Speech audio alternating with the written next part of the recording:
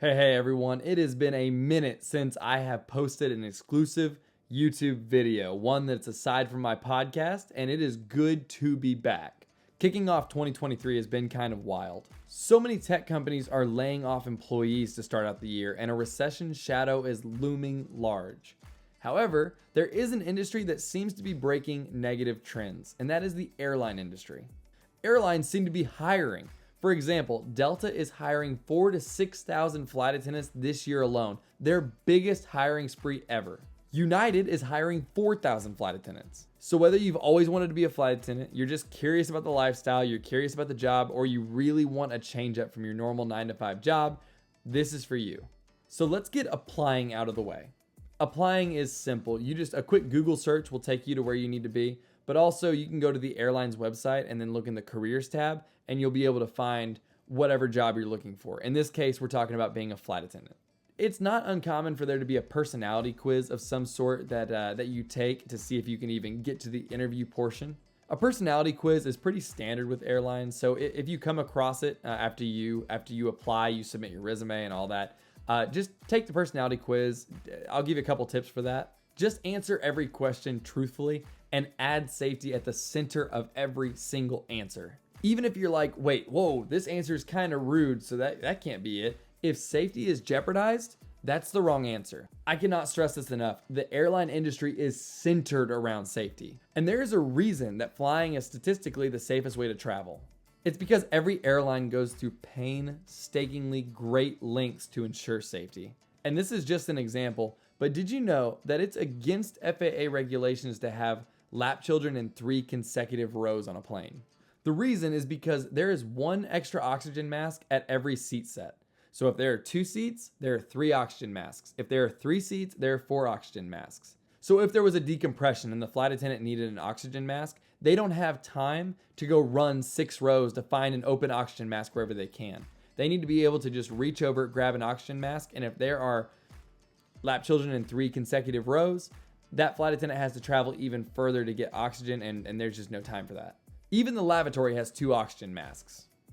So if there are rules that are that specific to safety on something that'll probably never happen on that plane, decompressions are very rare, then answer every question like safety is the reason for the season. And before we get into the 3 different questions and answers, I need to add a disclaimer. Just because I'm an instructor for the flight attendants at an airline does not mean that I'm giving you the exact questions that are going to be in an interview. That is protected information. I am simply giving you very likely questions that I can imagine being in the interview process, and then possible answers to those questions to help you tailor your own response. Now that that's out of the way, let's dive in. Question 1. Why do you want to be a flight attendant? Please do not rehearse an answer for this question. I want you to hear that question differently. If you answer that question or you're expecting that question alone, why do you want to be a flight attendant? You're missing the point. Here's how I want you to answer that question and how I want you to hear that question. Why do you want to be a flight attendant for this company? Anyone can go and apply to be a flight attendant. Anyone can put on a fake face and say, "Hi, thank you so much, welcome aboard." Anyone can do that. The question is, why do you want to take that and bring it here? And I've said this before, do not say, "Oh, because I love to travel. I have a passion for traveling. Traveling is everything to me." You were instantly becoming like most applicants and you were just going to fade into the crowd. You want to stand out. Don't be like everyone else. Now, hopefully you've done some research on that company, the company's goals, the company's culture. Let's do some quick examples to possible answers that you can kind of make your own. And I'm going to tie in random airline names. So the question is, why do you want to be a flight attendant for United? A good answer would be, just one of the many reasons I want to be a flight attendant for United is because I truly admire and support United's goal of reducing greenhouse gases 100% by 2050. I think that's incredible. Notice, I took the question and rephrased it into my answer. Another example, one of the many reasons I want to be a flight attendant for Delta Airlines is because of the culture. The only major US airline that has a true direct line of communication from the leadership to the team. You simply cannot find that anywhere else. Also, Delta is constantly ranked America's most on-time airline. And I am a big believer in being on time, and I believe that I could be a helpful team player in keeping that award.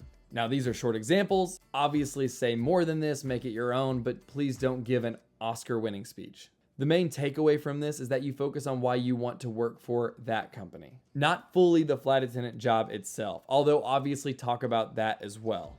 And if you can tie in safety, that's just bonus points. Also, having a heart for customer service, helping others, this is great. But while you're weaving that perfect answer with all those different things in it, don't forget the why behind the what. Anyone can be a flight attendant anywhere. Why do you want to be a flight attendant here? Now, moving on to question 2. Tell me about a time you helped diffuse a difficult situation with a customer or a coworker. I think it's pretty clear why this type of question is being asked. In the sky, while you're working, you do not have a manager that's sitting in their office at the back of the plane. It's just you and the crew. In the sky, you are the DJ, you are the bartender, you're the firefighter, you're the medic, you are the everything. I mean, you are everything in the sky. So when you're coming up with an example of when you handled a difficult situation, make sure you don't include when you had to bring in your previous manager. You want to tailor your answer to where you helped handle a difficult situation. Also, notice I say helped. Do not put yourself on a pedestal talking about how, oh, I was the only one who did this and the crowds cheered when they heard my name. Instead, include things like, while this was difficult, allowing safety to be jeopardized was not an option. Or something like, while I wasn't the only one to help de-escalate the situation, my role in the event was, or my coworker was blank and it was wrong. So I took that coworker aside in private and I provided the feedback. It was well received or it wasn't well received, and this is how the event turned out. Naturally, rephrase the question in the answer, and also don't give way too many examples, but also don't give too few examples. You want to give 1 or 2 examples where you were part of a de-escalation or a difficult situation and you helped the crew, right? It wasn't just you. And if that's all you have, if you're like, well, all I've got is a situation where it was just me, that's fine. Just don't make yourself out to be a god, right? Because you're never a crew of 1 on an aircraft. You always have, if you are just one flight attendant, you've always at least got your pilots, and that's still part of your crew. And they want to see that. They want to see that you work well with others and they are able to handle difficult situations with others, or obviously because of others. So if a coworker, if they had some kind of something to say to you and it was negative or whatever, and you were able to help de-escalate that or bring that to a positive conclusion, mention that. That's good. Just don't, like I said, don't talk yourself up and, oh, I'm incredible, because keep it humble, but keep it a team effort. The whole point of this question is to see if you have an example of how you don't need to be micromanaged and you can handle stress. Now, lastly, question 3. What does exceptional customer service look like or mean to you? This is another question where it's very clear on why they would ask this. Any airline can buy the newest plane, can upgrade with the newest technology, but not every airline has the best flight attendants. It's the customer service that has one of the greatest impacts. When you think about it, when you fly, what group of employees with the company do you spend the most time with? Reservation, baggage claim, the pilots, flight attendants. That's who you see, that's who you get the most face time with. Everything else is leading up to the travel event. The flight attendants are there to ensure that the travel event itself goes well and safely. So with this question, do not focus on the grand picture. Everyone does that. Oh, well, I believe in smiling and eye contact and no.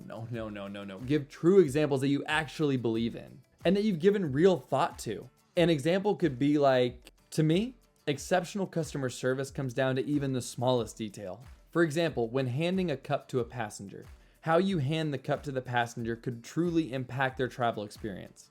I would hand it to the passenger by holding the bottom of the cup and nowhere near the top of it. I would ensure that I was careful and respectful of the other passenger's space as I handed the cup to the passenger. I truly believe that anyone can deliver good customer service. But here at Southwest, it's different. Exceptional customer service comes down to even the smallest detail. Now you can add more details, take some away. This is just an example of what you kind of want to focus on, but do not fall into the trap of rambling. Also, if you come up with an example that has customer service and safety, that's a huge bonus, because then you can follow up with a phrase like, because I believe that safety is customer service. Now, again, these are just examples. You are not guaranteed to be asked these questions or even questions similar to them. Think about this for a second. Airlines interview thousands and thousands of applicants every year. They realize that the questions they ask might get out and people might begin rehearsing answers to those questions. So they're going to change up the questions all the time because they don't want applicants to come in and they're robots. They ask the question and immediately they're ready. Boom. They just spit it right out. Question, boom. They spit out the answer right there. They want genuine, human. Take a breath. Think before you speak. Don't ramble. Don't fill in the silence. Repeat the question and speak smoothly. Because here's the danger in rehearsing a question you think will be asked. You end up sounding like a robot and then boom, you're right back in with the rest of the crowd. Now think about this. They may be listening to how you answer the question and how you speak to see if you'd make good PAs as well. If you think about it, as a flight attendant, you make a lot of PAs. It's part of the day-to-day routine, part of your job.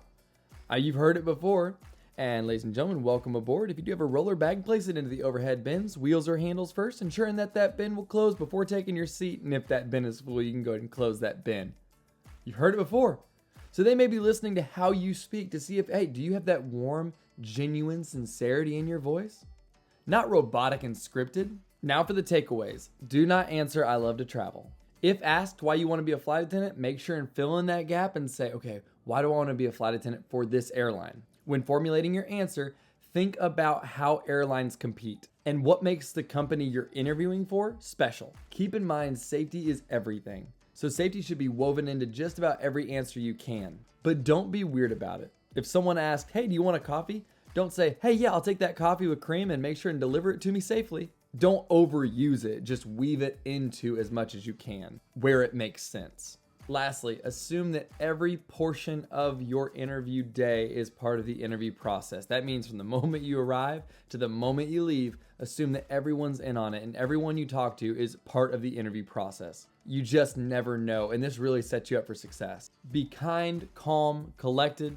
Don't be rehearsed. Do not be fake. These interviewers see thousands of people. They can spot fake a mile away. And that's all for today's video. I hope you found it useful. Please subscribe. Also, you can follow me on Instagram at Easton Explorers. Catch up with me on my latest podcast. And now you can shop my Amazon must-haves on my Amazon storefront, all in the link in the description below. It is really great to be back, and I will talk to y'all next week. God bless.